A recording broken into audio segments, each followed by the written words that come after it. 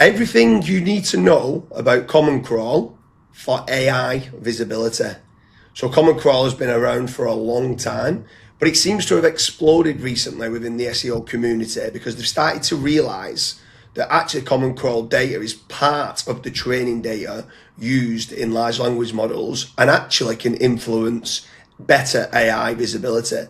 Today I'm joined with Stephen Burns, who's the web lead intelligence at Common Crawl. So Stephen, to start with, can we just have a little bit of history about what actually is Common Crawl and why was it created in the first place? Well, back in 2007, our founder was Gil Elbaz, who was he built AdSense back at Google. And when he was done at Google, he realized that nobody had a copy of the web, to the public that could free and access it. So he built this foundation, Common Crawl Foundation, and later on it became the quiet infrastructure for the AI era. He had no idea that was going to happen. He just wanted to make a public data set available for, and it ended up academics started using the data to do research, and we're cited in over 10,000 research papers. And then around 2020, the AI boom started, and LLMs started downloading this data set, and they started to use it to train their models. Now, you ask about this data set. The whole data set from early on to now is at 11 plus petabytes of an open archive. Each month we crawl about 120 each month's chunk of that corpus, if you were to download it, is about 120 terabytes. And in that, there's 2.3 billion web pages per month. 2.3 billion web pages being crawled by Common Crawl. So I've heard certain people in the industry that are technical SEOs previously say that you should block Common Crawl because Common Crawl bot is coming crawling your site. It's wasting kind of crawl, but this is what they're saying. But obviously now it's being used as part of the training data. Why would you block Common Crawl bot? Why would you block it? The sites we're seeing would block it are large content sites or publishers that are trying to protect their content. But all they're doing is they may be protecting their content, but they're removing their voice from the LLMs because they're going to be reviewed in Reddit or comments, all over the internet in forums and whatnot. What they're losing is their voice, not their presence from the corpus. I don't know why, if you're selling something or you have a brand that you want, or you want to appear in the new search answer engines, you want to be in this crawl and have your brand known and recognized. And there are 3 gates that are going to get you through this. The first gate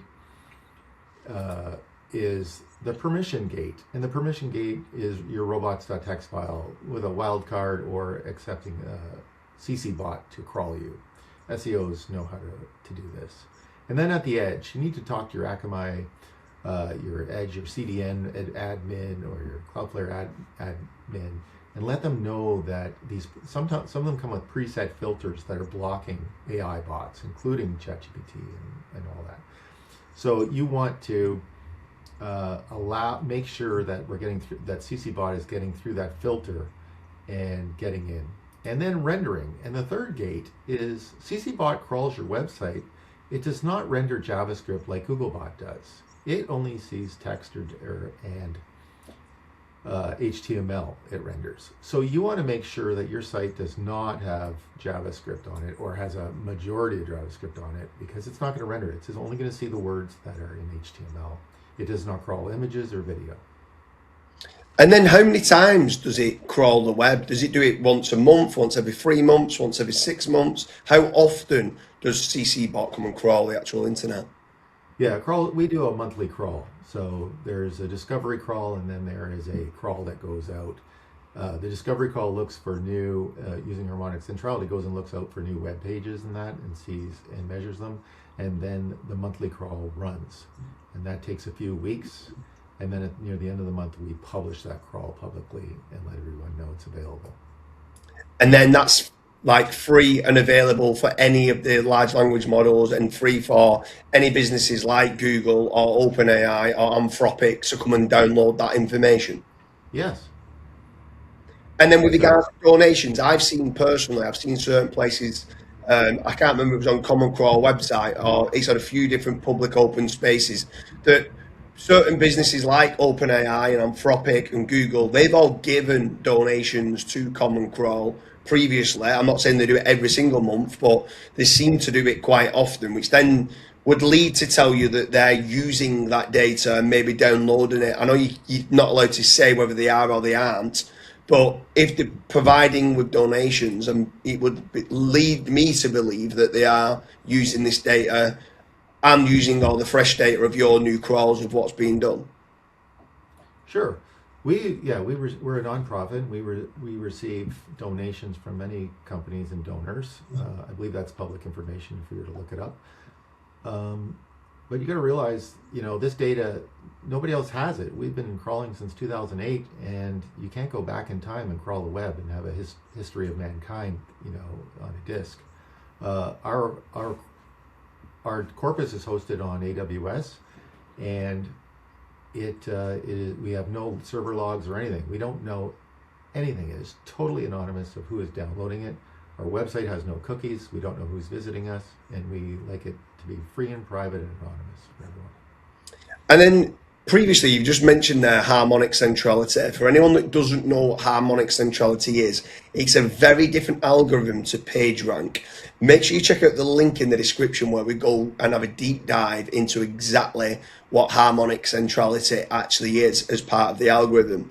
But just very, very briefly, I know we've done a full episode on it, but can you explain the importance of trying to get close to the main seed set of sites to increase CC rank within Common Crawl? That means that you're going to get potentially more AI visibility. Yeah, as SEOs, we all get someone pinging us, asking us to sell us backlinks. But what are the quality of those backlinks? There are many tools on the web now that will tell you your harmonic centrality score, so you can check those links. And many SEO tools out there now are actually have a column for HC now, so that are measuring the score of your domain. So I would always be cautious of backlinks that you purchase. Now in the new world, you want a high harmonic centrality link, because one high harmonic centrality link could be more powerful than 50 high page rank links, and that could totally get you into the crawl. Yeah, for sure. Anyone who's watching this, stop chasing DR from Ahrefs or DA from Moz. Also start to have a look at the HC, the harmonic centrality score from Common Crawl. Like Stephen Burns says there, that one link from a high harmonic centrality kind of website and a web page can deliver you so much more visibility. Anyone who's watching this, if you've got any questions with regards to Common Crawl and what LLMs are using this data as part of their training data, leave a comment in the comment section. Stephen, it's been an absolute pleasure.